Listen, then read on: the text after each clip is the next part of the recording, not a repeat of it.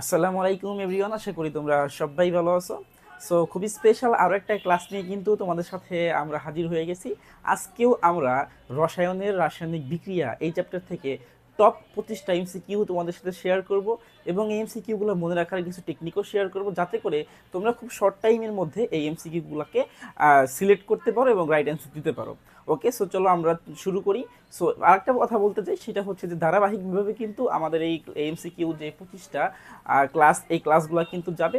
So তোমরা প্রত্যেকটা class কিন্তু শুরু থেকে শেষ পর্যন্ত দেখবে, তাহলে ইনশাল্লাহ তোমাদের এমসিকিউ এর যে 25 মার্কস, এটা কিন্তু তোমাদের কনফার্ম হয়ে যাবে। কারণ কি, কারণ হচ্ছে এ প্লাস পাওয়ার জন্য এই এমসিকিউ এর 25 মার্কস এটা কিন্তু খুবই খুবই খুবই বেশি কিন্তু ইম্পর্টেন্ট তোমাদের জন্য। ওকে, সো চলো আমরা বেশি কথা না বলে আমরা রাসায়নিক বিক্রিয়া এই চ্যাপ্টার থেকে যে এমসিকিউগুলা হইতে পারে তোমাদের পরীক্ষাতে, এরকম এমসিকিউ আমরা দেখে ফেলি। ওকে, সো চলো, প্রথম এমসিকিউ যেটা আছে সেটা হচ্ছে যে নিচের কোন যৌগটি পানিতে অদ্রবণীয়। আচ্ছা, পানিতে অদ্রবণীয় যৌগ বলতে বোঝায় যে যখন একটা দ্রবণ তৈরি করা হয় একটা পাত্রের মধ্যে, পানি দিয়ে একটা দ্রবণ তৈরি করা হয়, ধরো এটা হচ্ছে H2O, পানির একটা দ্রবণ, এর মধ্যে এমন কোন একটা যৌগ তুমি যদি মিক্স করো বা দাও, তাহলে ওই যৌগটা পানির সাথে কি হবে না, সম্পূর্ণভাবে দ্রবীভূত হবে না। ওই যৌগটা কি হবে, ওই যৌগটা হচ্ছে নিচে একটা তলানি পড়ে যাবে। এখানে কি হবে, তলানি পড়ে যাবে, অদক্ষেপ পড়ে যাবে, যাকে আমরা বলি অদক্ষেপণ বিক্রিয়া, তাই না? তাহলে এই এই ধরনের যৌগকে, অর্থাৎ যেই যৌগগুলো এখানে জমা হয়ে গেছে, এই ধরনের যৌগকে আমরা বলি হচ্ছে পানিতে অদ্রবণীয় যৌগ। তাহলে আমাদের এখানে আসলে দেখতে হবে যে এইখানে পানিতে অদ্রবণীয় যৌগ কোনটা। যেমন এখানে আমাকে বলছে যে NaOH, এইটা আসলে পানিতে দ্রবণীয়, অদ্রবণীয় না। তারপরে হচ্ছে আমাকে এখানে বলছে ক্যালসিয়াম হাইড্রোক্সাইড, এটা যখন আমি পানির মধ্যে দেবো, এটা পানিতে কি হয়ে যাবে, দ্রবীভূত হয়ে যাবে। এরপরে বলছে অ্যালুমিনিয়াম হাইড্রোক্সাইড, এই অ্যালুমিনিয়াম হাইড্রোক্সাইডটা হচ্ছে রাইট অ্যান্সার। ওকে, কেন এটা পানিতে অদ্রবণীয়, কারণ হচ্ছে অ্যালুমিনিয়াম এটা একটু কঠিন টাইপের হয়, এইটা কি হয় না, পানির সাথে মিক্সিং হয় না, নিচে অদক্ষেপ বা তলানি পড়ে যায়। এই জন্য আমরা কি বলি, এই জন্য আমরা বলি হচ্ছে যে অ্যালুমিনিয়াম ক্লোরাইড এটা হচ্ছে একটা কি, অদ্রবণীয় যৌগ। ওকে, সো নট অনলি শুধু অ্যালুমিনিয়াম ক্লোরাইড, এটা একটু মনে রাখো, অ্যালুমিনিয়াম ক্লোরাইড। তারপরে যেই দ্রবণে বা যেই যৌগের মধ্যে তোমরা সিলভার দেখবা Ag, আবার যদি তোমরা এখানে Fe দেখো, আয়রন দেখো, যেমন তোমার হচ্ছে ferrous sulphate, ferric sulphate, magnesium chloride, কি বলে এখানে তোমার সিলভার ক্লোরাইড, এই যে জিনিসগুলো দেখবা সেইগুলোকে আমরা ধরবো হচ্ছে পানিতে অদ্রবণীয়। এইগুলো পানিতে কি হবে না, দ্রবীভূত হবে না। বুঝে গেছে জিনিসটা? তাহলে এটা হচ্ছে আমাদের রাইট অ্যান্সার, যে অ্যালুমিনিয়াম হাইড্রোক্সাইড এটা হচ্ছে পানিতে কি, অদ্রবণীয় একটা যৌগ। ওকে, আচ্ছা এরপরে চলে যাই আমরা, চলো এরপরের প্রশ্ন কি বলছে। এরপরের প্রশ্ন বলছে যে MCQ 2 এখানে বলছে যে Na2S2O3 যৌগে সালফারের জারণ সংখ্যা কত।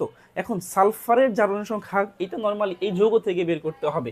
সো আমরা কিন্তু হেড নিয়ম দিয়েও বের করতে পারি, বা ম্যাথমেটিক্যাল যে রুলস আছে সেটা দিয়ে বের করতে পারি। যেহেতু আমরা MCQ করবো, এই জন্য আমাদেরকে হেডের নিয়ম দিয়ে কিন্তু বের করাটা উচিত, তাই না? অল্প সময়ের মধ্যে হয়ে যাবে। সো দেখো, এটা যদি আমরা একটু বের করতে চাই, তাহলে কিভাবে বের করবো, হেড নিয়ম দিয়ে। আমরা জানি সোডিয়ামের যে জারণ সংখ্যা এটা হচ্ছে +1, আর এইখানে 2 আছে, তার মানে কি হবে, +2।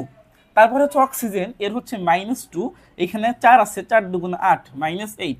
সো তুমি যদি ক্যালকুলেশন করে দাও, এখানে পাওয়া যায় কি, পাওয়া যায় হচ্ছে -6। তাহলে -6কে এই 2 দিয়ে ভাগ দিয়ে দেই, 2 দিয়ে যদি ভাগ দিয়ে দেই, এখানে আমার আসে কত, -3। তাহলে যেই সংখ্যাটা আসবে ওইটার জাস্ট চিহ্নকে পরিবর্তন করে দিবা, তার মানে হচ্ছে মাইনাসকে প্লাস করে দিবা। তাহলে এই +3 এইটাই হচ্ছে কি আমাদের সালফারের জারণ সংখ্যা, +3 হচ্ছে আমাদের সালফারের জারণ সংখ্যা। বুঝা গেছে? আচ্ছা, খুবই ইজি, এটাকে বলে হেড নিয়ম। হেড নিয়ম দিয়ে কিন্তু আমরা জারণ সংখ্যাগুলোকে খুব অল্প সময়ের মধ্যে সলিউশন করতে পারবো। ওকে, আচ্ছা এরপরের প্রশ্নে চলে যাই আমরা, চলো। এরপরের প্রশ্ন কি বলছে, 3 নাম্বারটা বলছে পটাশিয়াম ডাইক্রোমেট যৌগে সালফার, দেখো এখানে সালফার নাই, একটু ভুল হয়েছে, পটাশিয়াম ডাইক্রোমেট যৌগে এখানে ক্রোমিয়ামের জারণ সংখ্যা কত এটা বের করতে বলছে। সো দেখো আমরা এখানে নর্মালি চিন্তা করতে পারি K2Cr2O7। সো যদি আমরা এটাকে হেড নিয়মে ফেলাই, তাহলে কি হবে, এখানে হবে পটাশিয়ামের +1, 2টা আছে, কি হবে +2। অক্সিজেনের কত, -2, 7টা আছে, 14। ক্যালকুলেশন করলে কি হয় দেখো তো, হয় হচ্ছে -12। সো -12কে 2 দিয়ে, এই যে 2 আছে, 2 দিয়ে ভাগ দিলে কত হয়, -6। সো -6 এ কি করব, সংখ্যা আমরা চিহ্নকে পরিবর্তন করে দেব। তো চিহ্নকে পরিবর্তন করে দিলে কি হবে, +6 হয়ে যাবে। সো এই +6ই হচ্ছে কি, +6ই হচ্ছে আমার পটাশিয়াম ডাইক্রোমেটে ক্রোমিয়ামের জারণ সংখ্যা। বুঝে গেছে? সো এই যে পটাশিয়াম ডাইক্রোমেট দিয়ে কিন্তু বেশি প্রশ্ন হয়, এই প্রশ্নটা কিন্তু বেশি তোমাদের পরীক্ষাতে আসে। আচ্ছা, এরপরের প্রশ্নে চলে যাচ্ছি আমরা। এখানে বলছে কি যে আর্দ্র কপার সালফেট এর বর্ণ কি। আমরা জানি কপার সালফেট হচ্ছে তুতে, তাই না, মানে এটাকে আমরা ভিট্রিয়ল তৈরি করি আর কি। সো আর্দ্র কপার সালফেটের যে বর্ণ একটু মুখস্থ করে নিবা, এটা হচ্ছে সাদা। আর্দ্র কপার সালফেটের যে বর্ণ এটা কি হবে, সাদা হবে। ওকে, আচ্ছা, এরপরে প্রশ্নে চলে যাচ্ছি আমরা। এখানে বলছে ক্লাস গঠনে CaCl2 কতটি পানির অণুর সাথে যুক্ত হয়। ক্লাস গঠনে CaCl2 কতটি পানির অণুর সাথে যুক্ত হয়। ক্লাস গঠন মানেই হচ্ছে কি যে পানির সাথে যুক্ত হবে। এখন কত অণু পানির সাথে যুক্ত হবে। সো CaCl2 এটা হচ্ছে calcium chloride. So calcium chloride হচ্ছে নর্মালি যখন সে কেলাস তৈরি করে তখন 6 অণু পানির সাথে যুক্ত হয়। এই যে 6 অণু পানির সাথে কি হবে, যুক্ত হবে। বিক্রিয়াটা হচ্ছে এরকম হয়, দেখো CaCl2 প্লাস হচ্ছে 6H2O বিক্রিয়া করলে কি পাওয়া যায়, CaCl2 তারপরে হচ্ছে 6H2O। ঠিক আছে, তাহলে 6 অণু পানির সাথে মূলত ক্যালসিয়াম ক্লোরাইডটা বিক্রিয়া করে কেলাস তৈরি করে। ওকে, একটু মুখস্থ করে নিবা এই প্রশ্নগুলা। এরপরের এমসিকিউটা কি আছে, এখানে বলছে যে K2O2 এর অক্সিজেনের জারণ সংখ্যা কত। তাইলে আমরা কিন্তু নর্মালি হেড নিয়মে বের করতে পারি K2O2। তাহলে K2O2 যদি আমরা বের করি হেড নিয়মে, তাইলে এখানে খেয়াল করো তো আমাদের এইখানে এইটার কত, +2 আর এই জায়গাতে আমরা কত ধরবো, এই +2কে তুমি যদি এই কি বলে এইটাতে তো আর কোনো চিহ্ন নাই, তাই না, তার মানে +2কে তুমি যদি এই 2 দিয়ে ভাগ দিয়ে দাও কত পাওয়া যায়, +1। সো চিহ্ন পরিবর্তন করে দিলে কি পাওয়া যায়, -1। তাহলে আমার অ্যান্সার কত হবে, অ্যান্সার হবে হচ্ছে -1। বা তোমরা যদি এভাবে না করে একটু ম্যাথমেটিক্যালি করো তাহলেও কিন্তু হয়। যেমন যার মানে জারণ সংখ্যা বের করতে বলছে তাকে আমরা x ধরে নেই, তাহলে তাকে যদি আমরা x ধরে নেই, এখানে কি পাওয়া যায়, এখানে হয় হচ্ছে পটাশিয়াম ওর +2x সমান 0। সো ক্যালকুলেট করে দিলে আমরা কি জানি, আমরা জানি হচ্ছে এখানে কি হবে, ওই পাশে নিয়ে যাব আমরা একটা 2কে, একটা 2 পাশে নিয়ে যাই, তাহলে 2x সমান সমান -2। ঠিক আছে, তাহলে x সমান সমান কি হবে, x সমান সমান হবে হচ্ছে -2 ডিভাইডেড বাই 2। তাহলে ক্যালকুলেট করলে কি পাওয়া যায়, -1। এইটা রাইট অ্যান্সার, -1। বুঝে গেছে? সো এইভাবেও কিন্তু আমরা ম্যাথমেটিক্যালি আমরা বের করতে পারি।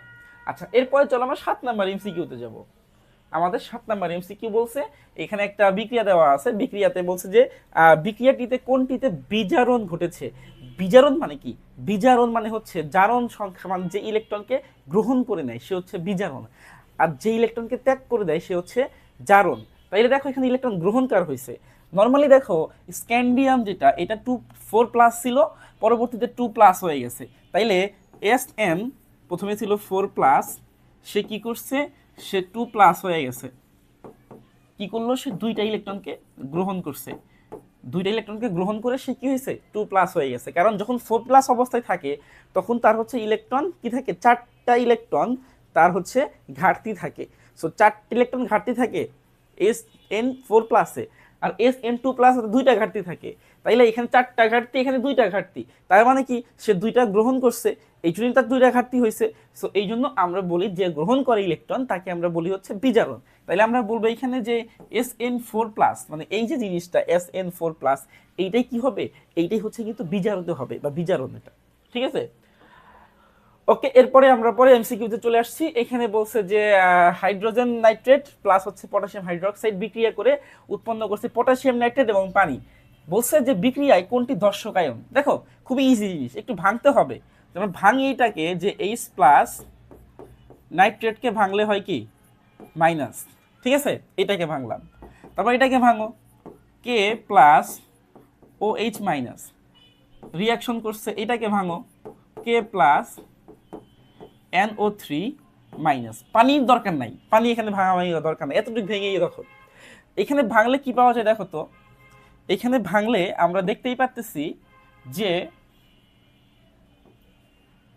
হ্যাঁ, সো এখানে যদি আমরা ভাঙি দেখো কি কি এক আছে? দর্শক আয়ন আসলে কাকে বলে? দর্শক আয়ন হচ্ছে যারা বিক্রিয়াতে অংশগ্রহণ করে না, বিক্রিয়ক এবং উৎপাদে যাদের কোনো পরিবর্তন হয় না, ওইগুলাকে আমরা বলি দর্শক আয়ন, তাই না? তাহলে এইখানে দর্শক আয়ন কোনটা, যে কার কার পরিবর্তন হয় নাই? এখানে যদি নর্মালি আমরা দেখি একটু, তাহলে দেখবা হাইড্রোজেন এ পাশে কিন্তু নাই। আচ্ছা, নাইট্রেট এখানে মাইনাস আছে, নাইট্রেট এখানে মাইনাস আছে, পটাশিয়াম এখানে প্লাস আছে, পটাশিয়াম এখানে প্লাস আছে। তাইলে দেখো এই পাশে এবং এই পাশে নাইট্রেট পটাশিয়াম এরা কিন্তু পরিবর্তন হয় নাই, এদের আয়নের মান যা ছিল তাই কিন্তু আছে।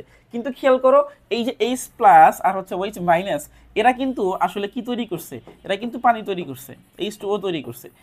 তার মানে কি? তার মানে পরিবর্তন কারা হয়েছে? এরা পরিবর্তন হয়েছে। কিন্তু এই যে নাইট্রেট এবং পটাশিয়াম পজিটিভ নেগেটিভ, এরা কিন্তু কোনো পরিবর্তন হয় নাই। তার মানে আমরা এখানে বলতে পারবো রাইট আনসারটা হচ্ছে যে পটাশিয়াম আর হচ্ছে নাইট্রেট, পটাশিয়াম আর নাইট্রেট এটা হচ্ছে কি আমাদের রাইট অ্যান্সার হবে। বোঝা গেছে জিনিসটা? সো খুব ইম্পর্টেন্ট এমসিকিউ। এরপরে এমসিকিউতে আমরা চলে আসছি, এখানে বলছে যে N2O2 2NO ডেল এইচ কত? দেখো ডেল এইচ কত হবে এই জায়গাতে? ডেল এইচ মানে হচ্ছে আমরা ডেল এইচ এর ম্যাথ জানি বা সূত্র জানি নর্মালি, সূত্রটা তুমি না মনে রাখলেও চলবে। এখানে একটু এটা মাথায় রাখবা যে এই যে NO এইটাকে যদি আমরা তৈরি করতে চাই তাহলে 90 কিলো জুল পরিমাণ তাপ লাগে, 90 কিলো জুল পরিমাণ তাপ লাগে। এখন কতটুকু উৎপন্ন হয়েছে? 2 মোল উৎপন্ন হয়েছে। তাইলে আমরা 90 কে 2 দিয়ে গুণ দিলে কত হবে? 180 কিলো জুল। ঠিক আছে? তাহলে ডেল এইচ এর যে মানটা এটা কি হবে? এটা হবে হচ্ছে 180। দেখো এখানে উপরেই কম আছে 180, তাহলে 180 হয়ে যাবে আর কি। ঠিক আছে? আচ্ছা, এইটা হচ্ছে আমাদের রাইট অ্যান্সার। এরপরে প্রশ্নে আসি আমরা। এরপরে প্রশ্নে কি বলছে? এখানে বলছে অ্যামোনিয়াম ক্লোরাইডকে পানিতে দ্রবীভূত করলে কি ঘটে? অ্যামোনিয়াম ক্লোরাইড, অ্যামোনিয়াম ক্লোরাইড কেমন দেখতে? NH4Cl, এটাকে বলে আমরা অ্যামোনিয়াম ক্লোরাইড। একে যদি আমরা পানিতে দ্রবীভূত করি, মানে এটাকে ভেঙে দেই, ভেঙে দিলে আসলে কি পাওয়া যায়? প্লাস পাওয়া যাবে, ক্লোরিন মাইনাস পাওয়া যাবে। তাইলে বলছে যে কি ঘটে এখানে? মূলত ঘটবে কি? এখানে তাপের সৃষ্টি হবে, তাপের শোষণ হবে, তাপ উৎপন্ন হবে, তাপ অপরিবর্তিত থাকবে, নাকি ডেল এইচ এর মান ঋণাত্মক হবে? দেখো এখানে ডেল এইচ এর মান ধনাত্মক কেন? এটা হচ্ছে তাপ কি বিক্রিয়া? হারি বিক্রিয়া, তাপ শোষণ হয়। এখানে তাপ শোষণ হয়, তাপ উৎপন্ন হয় না, তাপ সৃষ্টি হয় না। তাহলে খ নাম্বারটা। আর যখন তাপ শোষণ হয় তখন তার ডেল এইচ এর মান মনে রাখবা এটা হচ্ছে নেগেটিভ থাকে। যখন তাপ শোষণ হয় তখন ডেল এইচ এর মান নেগেটিভ থাকে, মানে তাপ হারি বিক্রিয়ায় ডেল এইচ এর মান নেগেটিভ থাকে, এবং এই তাপ হারি বিক্রিয়ায় তোমার তাপের কি হয়? শোষণ হয়। ঠিক আছে? তার মানে এইটা হচ্ছে আমাদের কি তাপ হারি বিক্রিয়া। বোঝা গেছে? তাপের শোষণ ঘটবে। এরপরে প্রশ্ন চলে যে আমরা এখানে বলছে যে পারক্সাইডে অক্সিজেনের জ্বালন সংখ্যা কত? পারক্সাইড, যে কোনো পারক্সাইডে মনে রাখবা জ্বালন সংখ্যা হচ্ছে -1। যেমন আমরা একটু আগে কিন্তু দেখছিলাম যে এই যে K2O2 এটা পারক্সাইড, এর জ্বালন সংখ্যা হচ্ছে -1। আবার আমরা আরো কিছু এক্সাম্পল রাখতে পারি, যেমন H2O2 এটা পারক্সাইড, এর জ্বালন সংখ্যা হচ্ছে কি হবে? -1 হবে। ঠিক আছে? তাহলে যত পারক্সাইড আছে এদের কিন্তু জ্বালন সংখ্যা কি হবে? -1 হবে। আবার কিছু সুপার অক্সাইড, মনে রাখবা সুপার অক্সাইড যেগুলো থাকে এদের জ্বালন সংখ্যা কত হবে জানো? -1/2 হয়। সুপার অক্সাইডের জ্বালন সংখ্যা -1/2 হয়। আর সাধারণ নর্মাল যে অক্সাইডগুলা এদের জ্বালন সংখ্যা হচ্ছে -2 হয়। এটা একটু মাথায় রাখবা। ঠিক আছে? তাইলে এটা ক্লিয়ার। পারক্সাইডের অক্সিজেনের জ্বালন সংখ্যা কত? অলিয়ামে সালফারের জ্বালন সংখ্যা কত? এখন আসলে হ্যাঁ অলিয়ামটা কি এটা আমাদের দেখা দরকার। অলিয়ামটা দেখতে কেমন? অলিয়াম, অলিয়াম মানে হচ্ছে তোমার নর্মালি Na2H2O7, এটাকে আমরা বলি অলিয়াম। অলিয়ামের সংকেত হচ্ছে কি? Na2H2O7। তাহলে অলিয়ামের কার সালফারের জ্বালন সংখ্যা কত? সালফার, এই যে। তাহলে নর্মাল চিন্তা করে আমরা একটু হেড নিয়মে করে ফেলি, একটু হেড নিয়মে করি তো হয়ে যায়। এখানে হচ্ছে আমাদের +2, এখানে হচ্ছে -14। তাহলে ক্যালকুলেট করলে কি হচ্ছে? ক্যালকুলেট করলে কি হচ্ছে? হচ্ছে -12।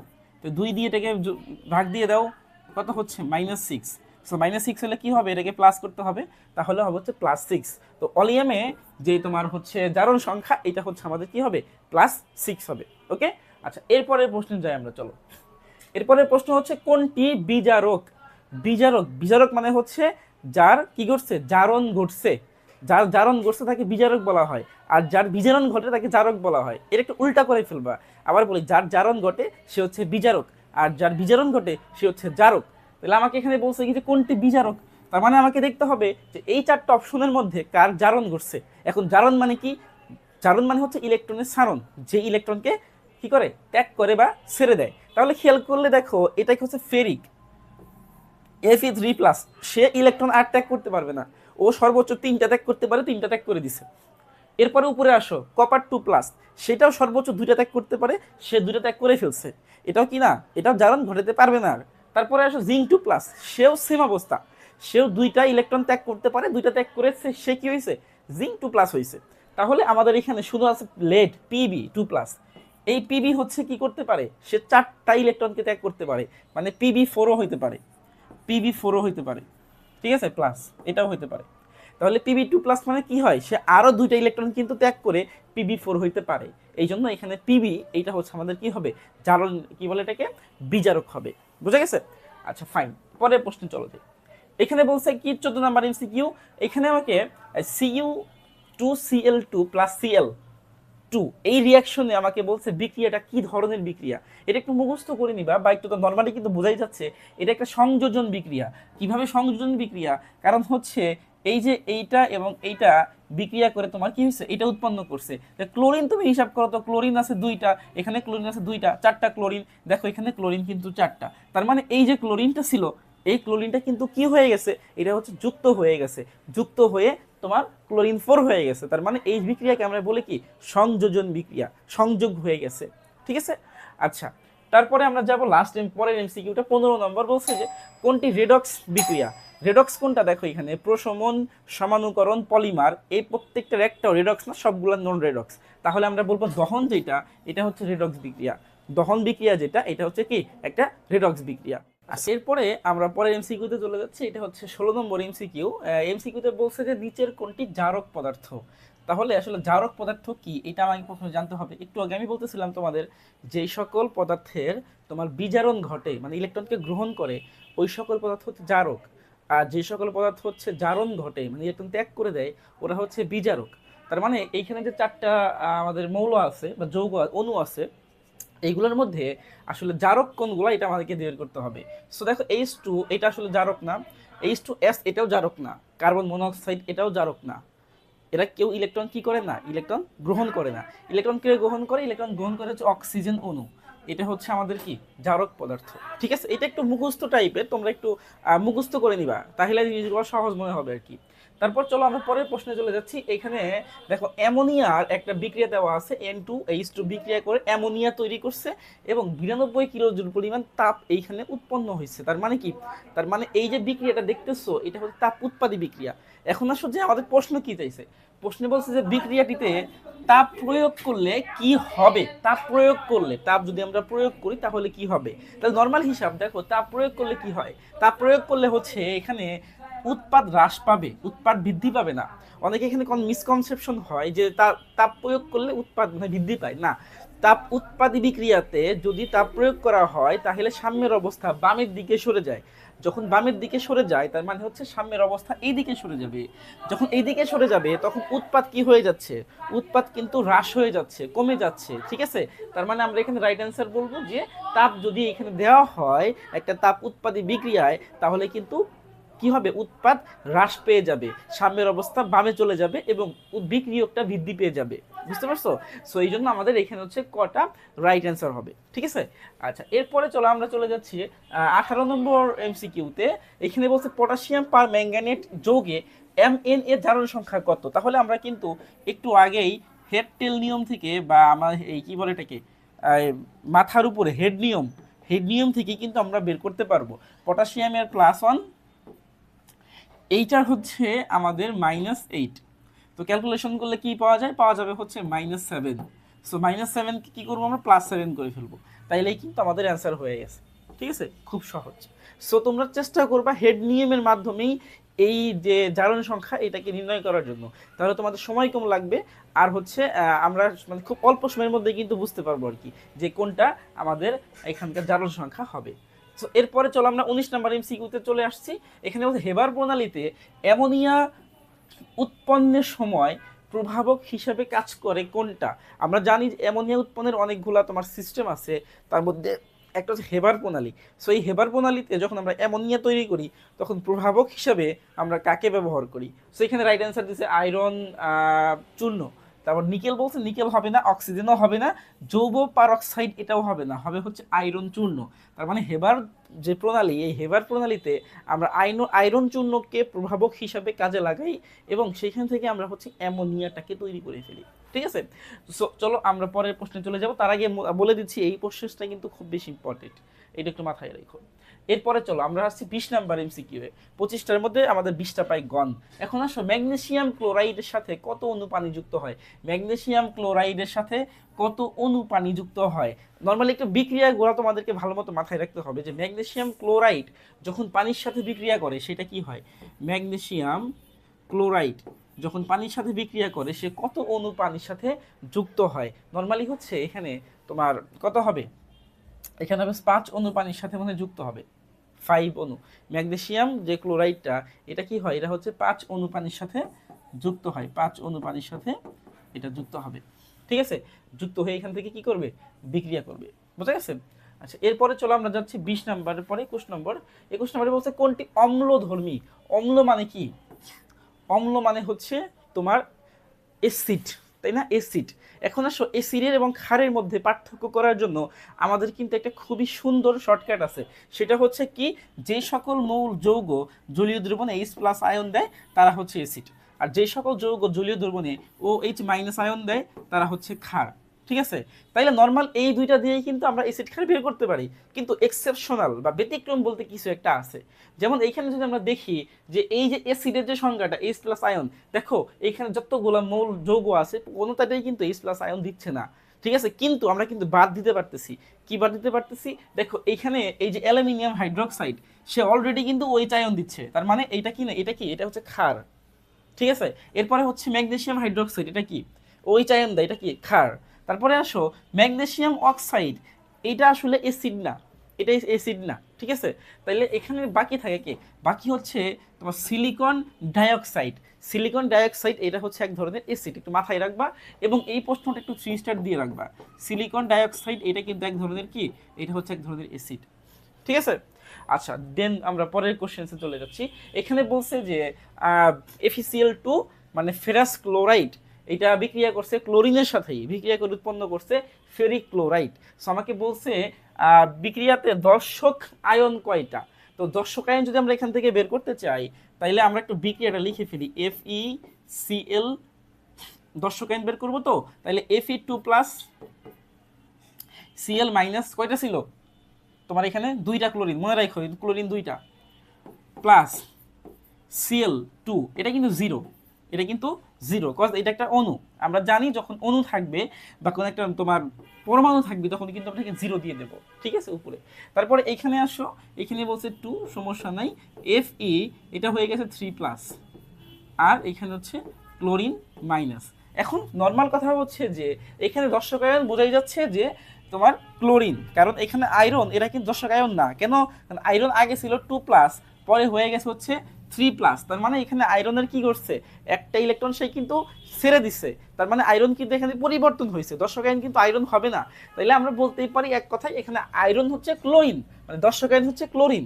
এখন কথা হচ্ছে যে স্যার দর্শক আয়ন কয়টা, কয়টা ক্লোরিন এখানে দর্শক আয়ন? তাহলে দেখো এখানে একটু ক্যালকুলেশন করে ফেলি, সমতা থেকেই করি আমরা। এখানে তো 2 ছিল, তাই না? তাহলে এইখানে তোমার হচ্ছে 2টা, এখানে হচ্ছে 2টা, এটা এখানে কয়টা হবে? এখানে হবে হচ্ছে 6টা। বুঝো, 3 দুগুণা 6টা। তাহলে খেয়াল করো, এই পাশে আছে টোটাল 4টা, এই পাশে আছে কত, টোটাল হচ্ছে 6টা। বুঝা গেছে?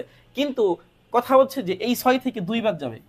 কেন বাদ যাবে 2? কারণ হচ্ছে তোমার এই যে 2টা ছিল, এই যে 2টা ক্লোরিন ছিল, এটা তো শূন্য, এটা তো শূন্য। এই 2কে বাদ দিয়ে দাও, এই 2কে বাদ দিয়ে দাও, তাহলে তুমি যদি 6 থেকে 2কে বাদ দাও থাকে কত, 4।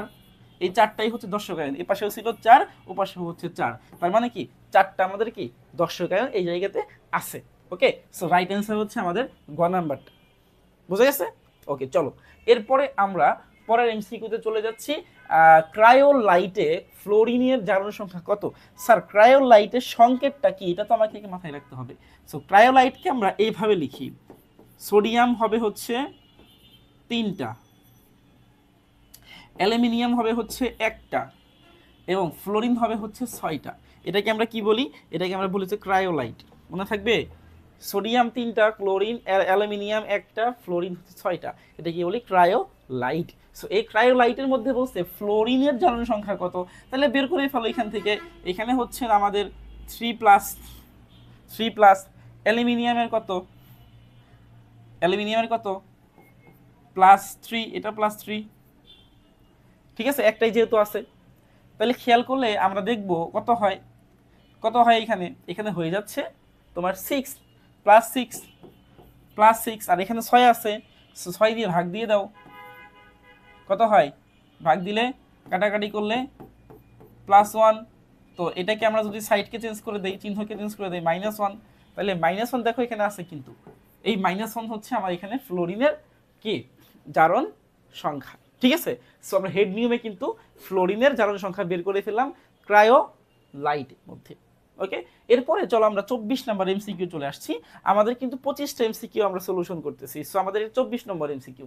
সো এখানে বলছে নিচের কোনটিতে জারণ সংখ্যা জারণ বিক্রিয়াটা ঘটে। নর্মালি আমরা একটু আগেও দেখছিলাম দহন বিক্রিয়া, দ্রবণ বিক্রিয়াতে কি হয়? তোমার জারণ বিক্রিয়া ঘটে, ঠিক আছে, মানে রেডক্স বিক্রিয়াটা ঘটে আর কি, খুবই সহজ। এরপরে আসো 25 নাম্বারটা। 25 নাম্বারটা হচ্ছে অ্যান্টাসিডে কোনটি বিদ্যমান? অ্যান্টাসিড, আমরা যেই মেডিসিনটা খাই মাঝে মাঝে, অ্যান্টাসিড। সো অ্যান্টাসিড আসলে কেমিক্যাল হিসেবে কোনটা বিদ্যমান থাকে?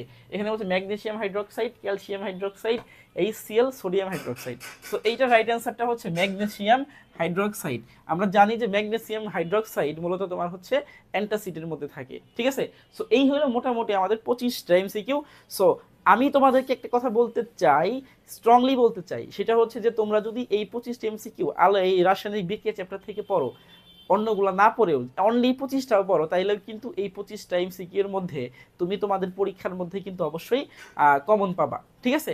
সেই জন্য আমি আশা করবো যে সম্পূর্ণ ক্লাসটা তোমরা দেখবা এবং হচ্ছে এই 25টা এমসিকিউ এটা তোমরা করবা। সো আজকে এই পর্যন্তই, আগামী ক্লাসে ইনশাল্লাহ আমরা আরেকটা চ্যাপ্টারের এরকম 25টা এমসিকিউ নিয়ে হাজির হয়ে যাব। সেই পর্যন্ত তোমরা সবাই ভালো থাকবে এবং অবশ্যই আমাদের চ্যানেলকে সাবস্ক্রাইব করে রাখবে এবং ক্লাস কেমন লাগছে এটা কমেন্ট করে জানাবে। সো ধন্যবাদ সবাইকে, আসসালামু আলাইকুম।